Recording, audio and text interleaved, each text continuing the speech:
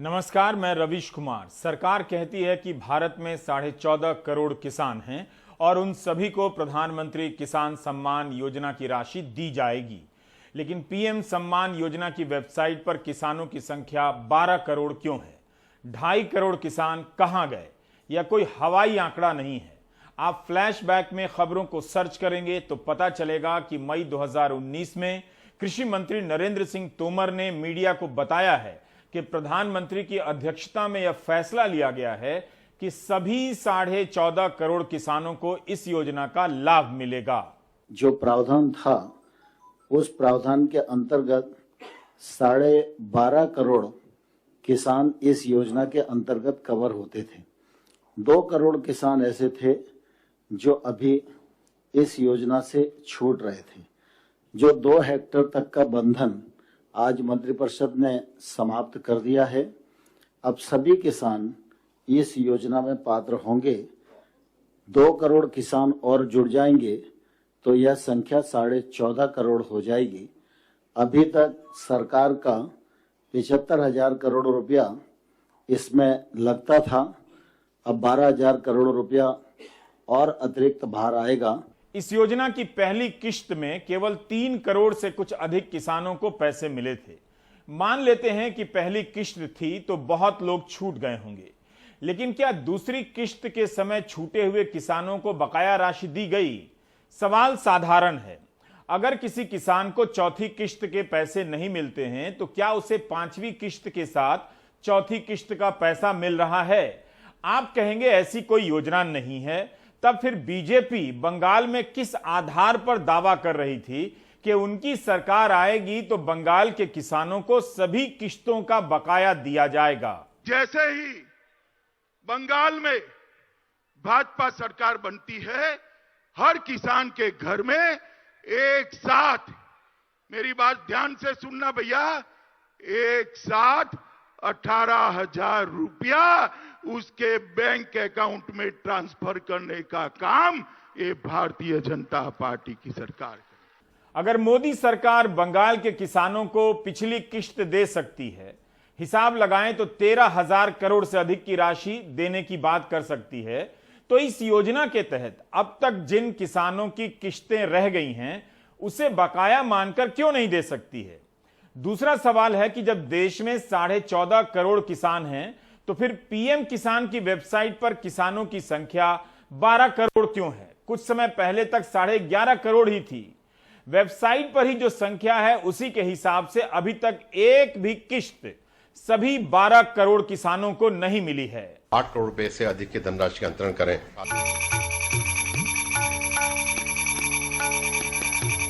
आज 9 अगस्त है। 9 करोड़ 75 लाख किसानों को पीएम किसान सम्मान योजना की नवी किश्त जारी की गई। 12 करोड़ की संख्या के हिसाब से देखिए तो इस बार 2.25 करोड़ किसानों के खाते में नवी किश्त का पैसा नहीं जाएगा।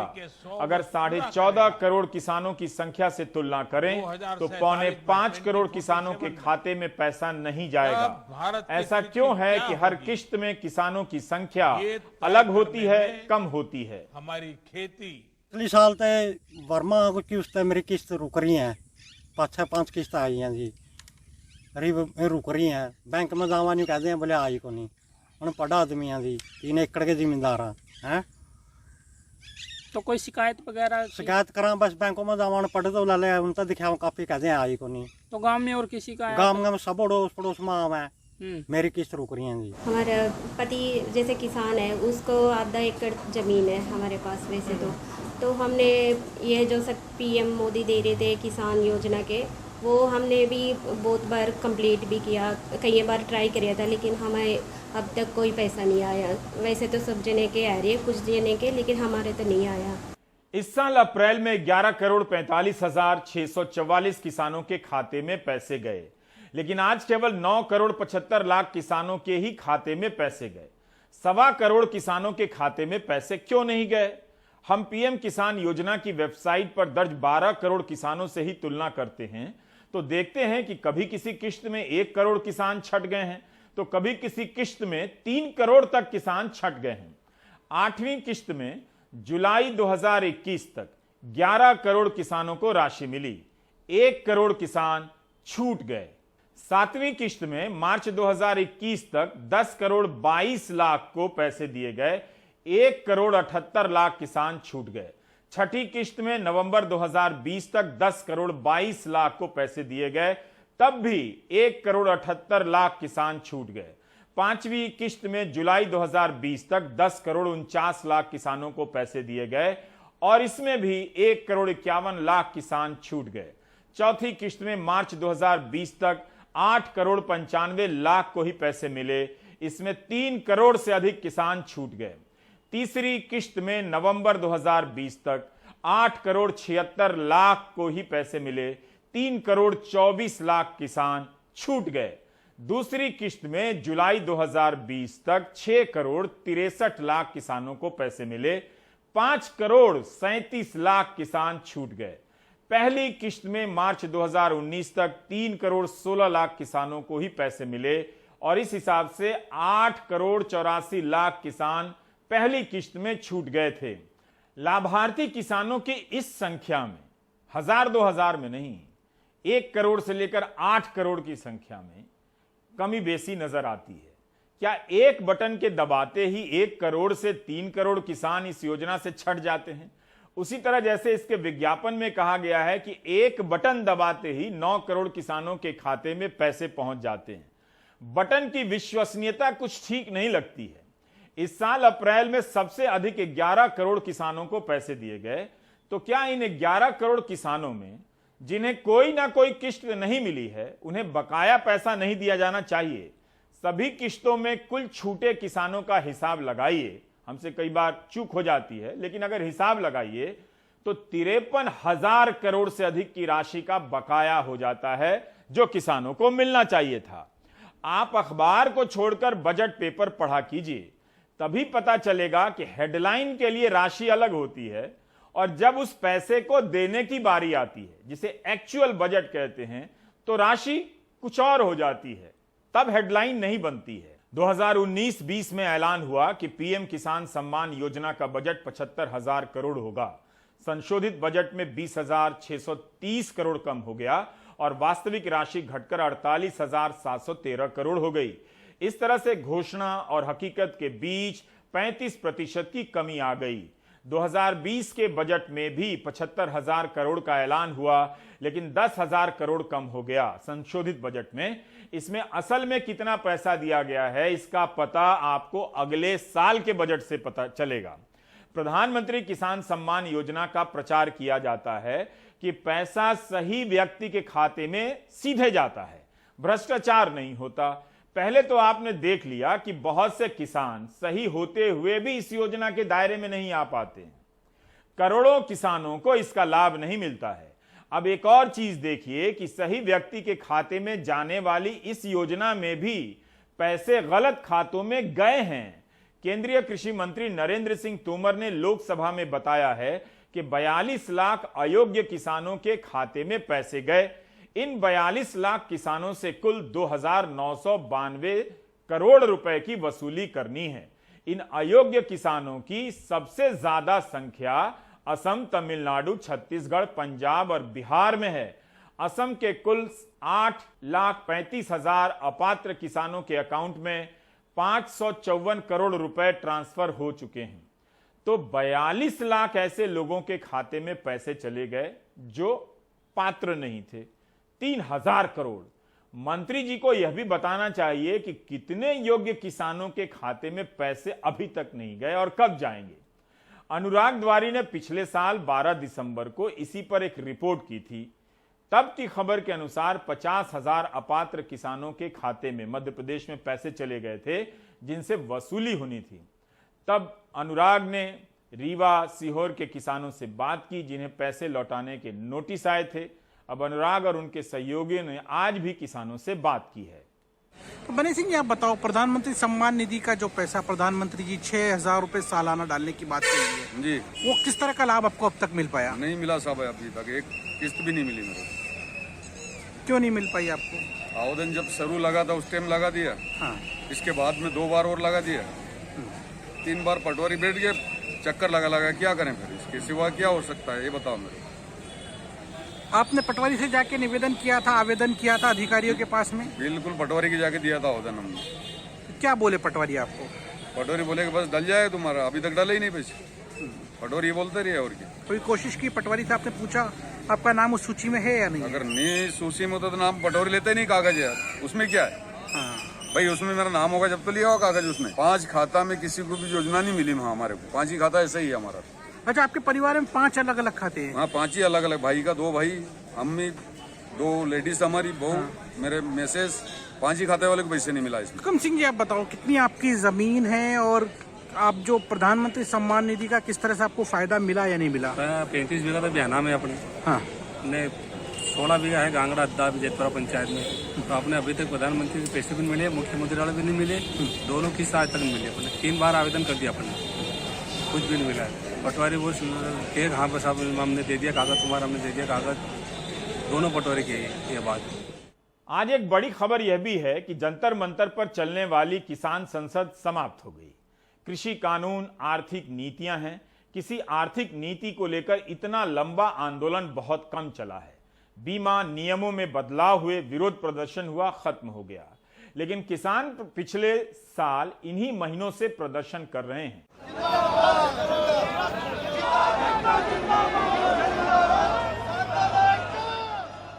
25 नवंबर 2020 को दिल्ली की सीमा पर आ गए और तब से किसानों का यह आंदोलन चल रहा है। सिर्फ 15 मिनट है हमारे पास, 1% है।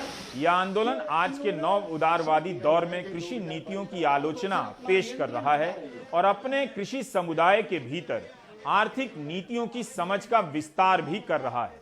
इस आंदोलन को लेकर कम पढ़ा लिखा गया है विद्वानों के द्वारा, लेकिन पूरी तरह से ये आंदोलन नीतियों को लेकर पढ़ने लिखने का ही है। गवर्नमेंट जो है, गवर्नमेंट ऑफ द पीपल होती है, फॉर द पीपल होती है, बाय द पीपल होती है। आज आखिरी दिन महिला किसानों ने संसद संचालित की। महिला किसानों की यह दूसरी संसद थी। इस आंदोलन ने किसानों के आंदोलन का चेहरा बदल दिया है। सिर्फ चेहरे के लिए नहीं बदला है। महिला किसानों के बीच नया नेतृत्व आया तो यह भी दिखा कि इनके बीच कई महिला किसान हैं जो दशकों से किसानों के मुद्दों पर काम कर रही हैं। इस आंदोलन ने महिला पुरुष सभी किसानों को आर्थिक नीतियों पर साक्षर किया है। आर्थिक नीतियों को लेकर इतना विचार विमर्श तो किसी राजनीतिक दल में नहीं हुआ होगा।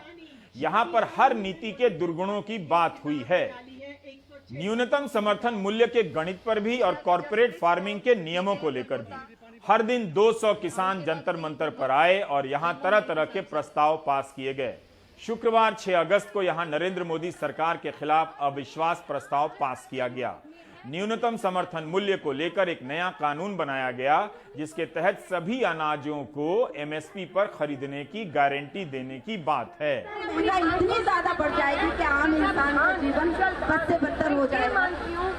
आज जब किसान संसद को हम समापित कर रहे हैं तो बहुत तरीके का असर हमारे सामने है। एक, जहां पे इस किसान संसद में मेन स्ट्रीम हमारे जो पॉलिटिशियंस हैं जो चुन के पार्लियामेंट में गए हैं, कहीं ना कहीं उनको खास करके ऑपोजिशन के नेताओं को उनको इस बात के लिए मजबूर किया है कि वो यहाँ पे आके जनता के मैंडेट को वैलिडेशन दे और आके यहाँ पे अपनी हाजिरी लगवाएं। और वहीं दूसरी तरफ आज 100% महिलाओं की भागीदारी हमें ये भी बताती है कि अदरवाइज जो देश की राजनीति बहुत ही मैस्कुलिन स्पेस है, वहाँ पे आज भी हम महिला रिजर्वेशन के लिए लड़ रहे हैं। दूसरी तरफ ये एक हमारे सामने एग्जाम्पल है जहाँ पूरे तरीके से महिलाएं इस संसद को चला रही हैं।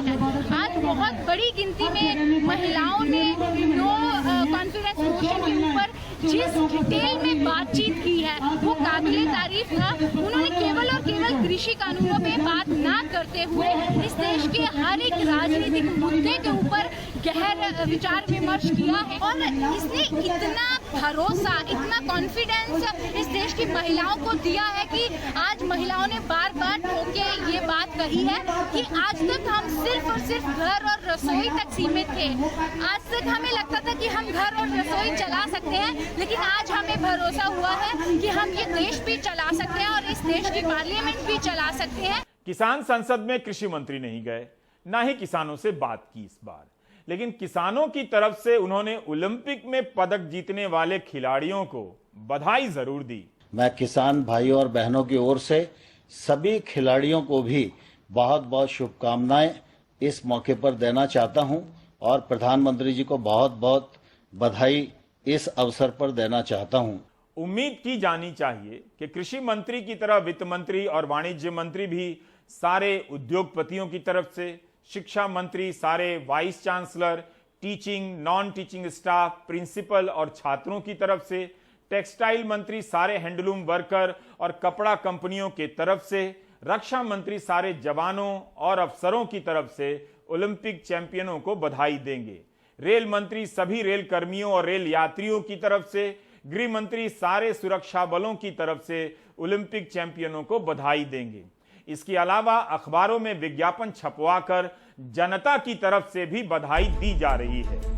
लाखों रुपए के विज्ञापन देकर मुख्यमंत्री योगी आदित्यनाथ ने पूरे उत्तर प्रदेश की जनता की तरफ से नीरज चोपड़ा को बधाई दी है।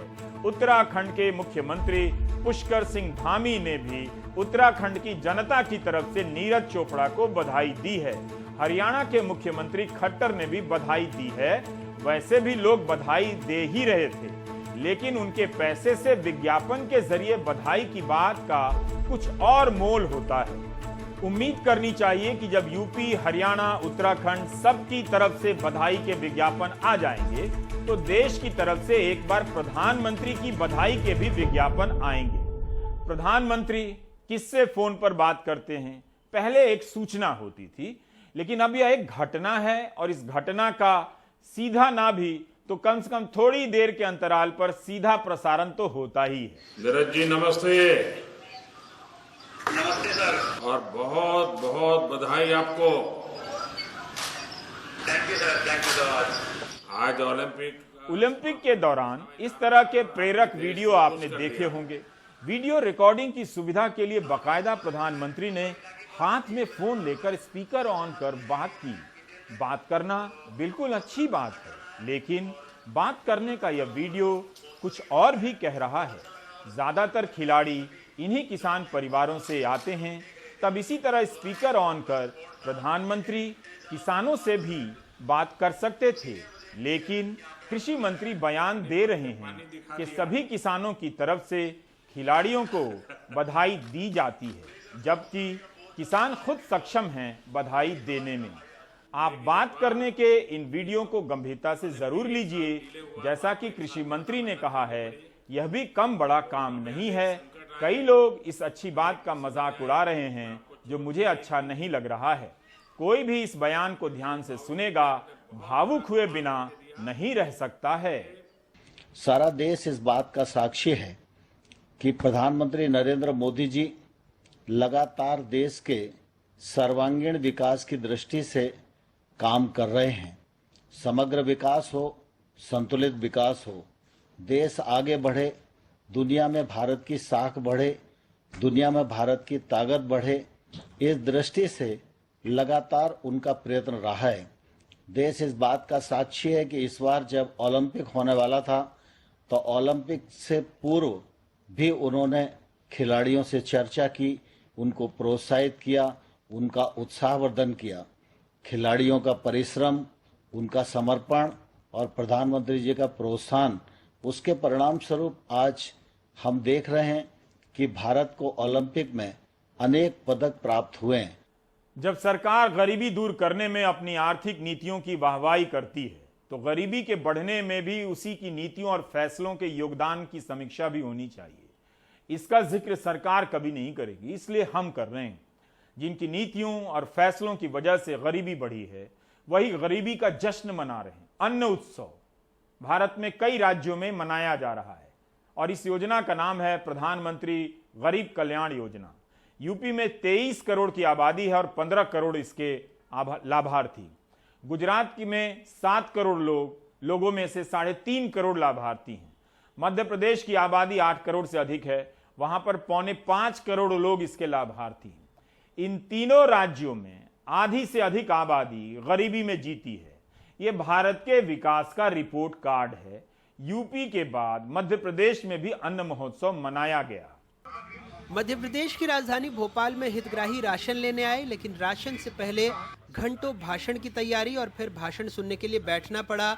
कई लोगों की मजदूरी छूट गई। आज जाकर छुट्टी में कितने पैसे कटेंगे आपके? 300 रुपया। मजदूरी छोड़ के आए 300-400 रुपए, और फिर कहो आप सब मार के रो जाओ, पेट्रोल जलाओ, घर चले जाओ। इस आयोजन के लिए बीजेपी कार्यकर्ता भी जुटे। अपने अपने वार्ड से लोगों को लेकर दुकान तक पहुंचे। मैं अपने वार्ड से लेके आया हूँ कम से कम 30 लोगों को। क्या बोला गया था? राशन वितरण होना है भारतीय जनता पार्टी के द्वारा। छिंदवाड़ा में हितग्राहियों की झोली में चींटियां थी। शिकायत की कि गेहूं में घुन लगा है। गेहूं मिला है 10 किलो, भुना हुआ है। भुना हुआ है? हाँ। खा सकते हैं वैसी स्थिति में? अब साफ सफेद मजदूरी में खाना पड़ेगा। बहुत ज्यादा घुना है क्या? हाँ, पाउडर निकल रहा है आपके लोगों के सामने, देखो। होशंगाबाद जिला मुख्यालय में तो चकाचौंध थी, लेकिन 100 किलोमीटर दूर राईखेड़ा गांव में थैलों में रखा घटिया गेहूं दिखा। चावल की क्वालिटी भी हल्की थी। कुछ लोग ऐसे भी मिले जो उत्सव के दिन उदास थे। मिल नहीं रही है राशन, तुम आई खत्म है। इसी गांव में हरिराम मवासी के भूत से हमारे साथी संजय दुबे ने बातचीत की। चौंकिए मत, 75 साल के हरिराम सरकारी फाइल में 4 महीने पहले मर चुके हैं। 4 महीने से नहीं मिला? हाँ। क्या कहता है? तुम तो मर गया, नहीं देते तुमको। पोर्टल के वजह से क्या मालूम, ये भाई पीला कार्ड धारी है। 35 किलो राशन जिसको मिलता था नवंबर दिसंबर में, उसको मृत घोषित कर दिया गया। खंडवा में निशात ने बताया कि बैनर पर लिखा था भोजन भी, जीवन भी, सम्मान भी। ये और बात है कि आयोजन में 15x15 का एक शामियाना लगा था, जहां नेता और कार्यकर्ता बैठे। सुबह 9 बजे से आए हितग्राही 2 बजे तक खुले आसमान में बैठे रहे। मंत्री जी ने इसे भी देशभक्ति से जोड़ दिया। सब लोग बहुत मजबूत और देशभक्त हैं, सब दमदारी से यहाँ खड़े हुए। कटनी में पोस्टरों में तो कोविड प्रोटोकॉल, सामाजिक दूरी टाइप पोस्टर लगे थे, लेकिन आरबी गुप्ता ने बताया कि हकीकत में कोई संक्रमित होता तो आशंका थी कि हितग्राही अनाज के साथ कोरोना लेकर घर लौटते। बड़वानी में तो अनुत्सव की चमक दिखी, लेकिन मुनाफ जिला मुख्यालय से 18 किलोमीटर दूर बसे बिजासन में गए, जहां 2 साल से हितग्राहियों को राशन नहीं मिला है। नहीं मिल रहा, 2 साल हो गए। कई लोग पात्र हैं, लेकिन इस चकाचौंध तक पहुंच के काबिल नहीं। सरकार इनके दरवाजे पर नहीं आती। अमीन धार जिले के लोहेरा बुजुर्ग में रहीसा बी के घर गए, जिनके 6 बच्चे हैं, लेकिन अलग रहते हैं। वो मांग कर गुजर बसर करती हैं। गांव में यही चले जाती हूँ, अड़ोसी पड़ोसियों के बाद से मांग के लाती हूँ 1 रोटी। तो आपको कंट्रोल से सामान नहीं मिलता है? कोई नहीं। अन्न उत्सव में योजना थी 25,435 उचित मूल्य दुकानों से निशुल्क राशन वितरण का। राज्य में लगभग 4 करोड़ 83 लाख हितग्राही हैं। वैसे झोले में 1.5 करोड़ परिवार लिखा गया है। मध्य प्रदेश में अप्रैल 2020 से अभी तक लगभग 45 लाख नए हितग्राहियों को पात्रता पर्ची मिली है। अन्य योजना में नवंबर के विस्तार में 90 करोड़ का खर्च केंद्र सरकार को देना था। हालांकि कुछ दिनों पहले कांग्रेस ने राशन वितरण में महाघोटाले का आरोप लगाया था। पूर्व मुख्यमंत्री दिग्विजय सिंह ने कहा, प्रधानमंत्री गरीब कल्याण अन्न योजना में केंद्र ने 4,70,000 मीट्रिक टन गेहूं का आवंटन किया। राष्ट्रीय खाद्य सुरक्षा मिशन के तहत राज्य में पात्र परिवारों को करीब 7,05,000 मीट्रिक टन खाद्यान्न का वितरण होना था। नीले रंग वाले कार्डधारी परिवार के प्रत्येक सदस्य को 5 किलोग्राम अनाज मुफ्त देना था। प्रदेश में बीपीएल परिवारों की सदस्य संख्या 4,70,46,000 है। पीले राशन कार्ड पर एकमुश्त 35 किलो अनाज मिलना था। राज्य में अंत्योदय परिवारों की तादाद लगभग 55,50,000 है, जिन्हें 1 किलो शक्कर के साथ नमक और मिट्टी के तेल की भी पात्रता है। लेकिन राशन माफिया ने 5 की जगह 2 से 3 महीने का आधा अधूरा राशन दिया। खाद्य सुरक्षा के पोर्टल पर प्रधानमंत्री गरीब कल्याण अन्न योजना की एंट्री तो की, लेकिन पूरा राशन नहीं दिया। कांग्रेस मामले की जांच चाहती है। सरकार का कहना है कोई गड़बड़ नहीं, सबूत मिली तो जांच कर लेंगे। इनके खिलाफ FIR दर्ज करके इनके खिलाफ कार्रवाई की जाए। मुझे तो ऐसा ध्यान नहीं आता कि कहीं पे कोई इस प्रकार का गड़बड़ हुआ है, होने भी नहीं दूंगा दिग्विजय सिंह जी। खैर, जांच कब होगी पता नहीं। फिलहाल इतना बता सकते हैं कि मुख्यमंत्री प्रधानमंत्री के चेहरे चमकाते इस झोले की कीमत 13 रुपए 90 पैसे है और इन्हें सिर्फ बांटने में लगभग 16 करोड़ रुपए खर्च किए गए हैं। इस विज्ञापन के हिसाब से मध्य प्रदेश की 60% से ज्यादा आबादी को ये प्रधानमंत्री जी वाला झोला उठाकर चलना होगा। ऐसे में सवाल तो हैं, आप पूछें या नहीं, कि कैसे साल दर साल लोग गरीब होते जा रहे हैं, वो भी तब जब सत्ता में एक ही पार्टी काबिज है। ये कैसा विकास का मॉडल है जहां आधी से ज़्यादा आबादी गरीब है और सस्ते राशन का, मुफ्त राशन का सपना देख रही है। अब आप तय कर लीजिए कि फ़कीर सत्ता में बैठे लोग हैं या आप जिसे मुफ्त राशन का यह झोला उठाकर चलना होगा। मध्य प्रदेश में अपने ब्यूरो सहयोगी और भोपाल से कैमरा पर्सन रिजवान खान के साथ अनुराग द्वारी, NDTV इंडिया।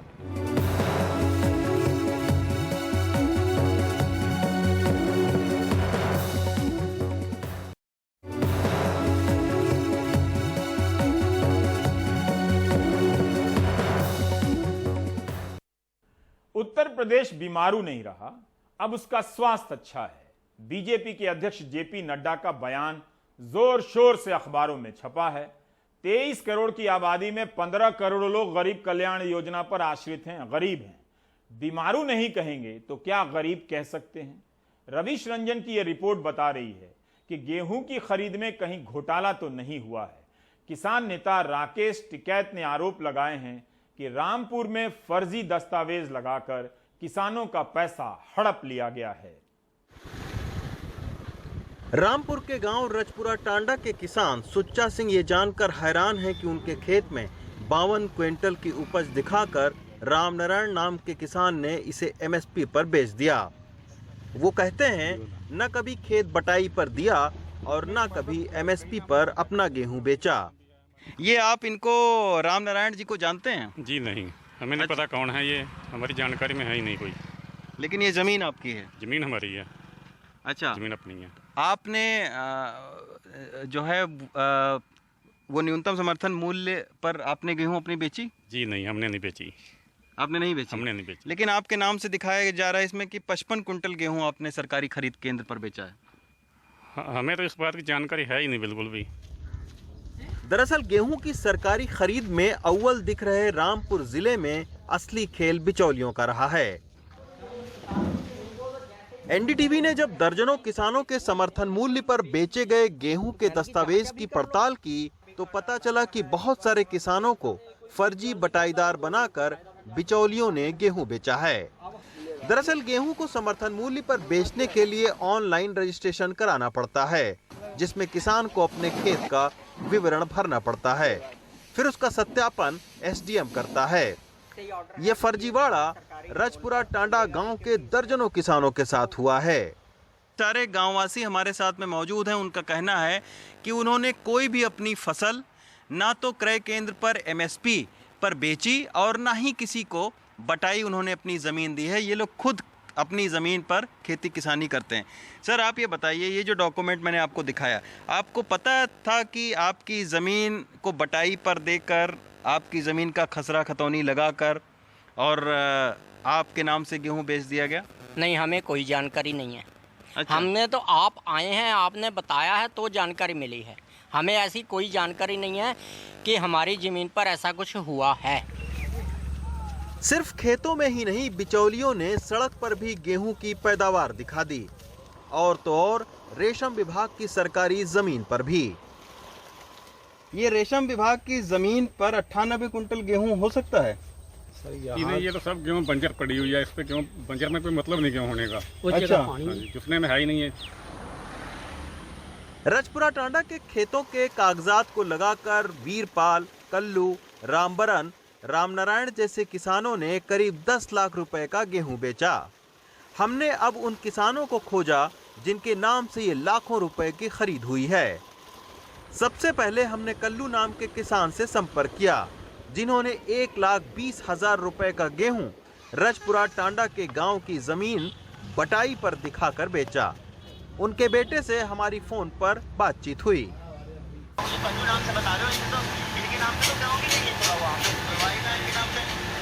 अच्छा, कल्लू के नाम से गेहूं भी नहीं तुला है?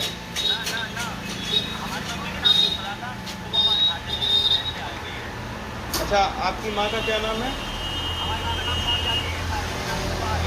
साहबजादी के नाम से गेहूं तुला है। जो आपके चाचा ने गेहूं दिया था, उसका ये बता रहे हैं कि ये यहाँ पे इनको दिखाया है खाता। वो तो अपनी जमीन में गेहूं होता होगा। रजपुर टांडा दिखाया है, परिक्रमा मार्ग, यहाँ पे गेहूं। फिर रजपुर टांडा में बस्ती है दिखाया है, यहाँ का गेहूं दिखाया है। तो ये गेहूं जो आप लोगों ने बेचा, ये रजपुर टांडा में आपने उगाया था या अपने खेत पर उगाया था? अपने खेत में। तो फिर इसमें रजपुर टांडा कहाँ लिखा हुआ है? हम अब रामनारायण नाम के किसान के पास पहुँचे, जिनको सुच्चा सिंह के खेत का बटाईदार दिखाया गया है। ये किसकी जमीन पर आपने 97 कुंटल उगाया गया हूँ? हमने तो ये है दीपक गोयल जी, उनकी जमीन में। तो ये इन्होंने गलत कर दिया है। हमने तो दीपक गोयल की जमीन में बोया है। आपने अब सुना, ना सुच्चा सिंह को रामनारायण के बारे में पता है, ना ही रामनारायण किसान को रजपुरा टांडा के खेत और सुच्चा सिंह के बारे में पता है। लेकिन रामनारायण का गेहूं सरकारी खरीद केंद्र पर 1975 रुपए में बिका और खाते में 1,91,000 रुपए आए हैं। लेकिन रामनारायण के मुताबिक उसका गेहूं 1850 रुपए में बिका और बिचौलियों ने खेल करके एक किसान से 11,000 रुपए बना लिए। सरकारी क्रय केंद्र पर बेचते हो तब कैसे आखिर 1700 रुपए रेट मिल रहा है? देता ही नहीं है कोई, 1500 को भी मिलेगा अगर वहाँ नहीं जाएंगे तो। ये घपला करते हैं। केंद्र पे कोई नहीं ले आगे। ये घपला कभी किसी से जांच नहीं करी सरकार ने। नहीं तो आपका जो खाता नंबर दिया, आपको 1972 रुपए के हिसाब से आपको पैसा मिला? ना, हमें मिला 1850 रुपए के हिसाब। अब आपको पता लग गया होगा कि इन किसानों को मोहरा बनाकर बिचौलियों ने फर्जी बटाईदार का ऑनलाइन रजिस्ट्रेशन कराया। सरकारी आंकड़ों को देखें तो पता चलता है कि इस साल गेहूं किसानों की संख्या में खासा इजाफा हुआ है। 2019-20 में 12,991 किसानों ने करीब 96,000 टन गेहूं सरकारी खरीद सेंटर पर बेचा।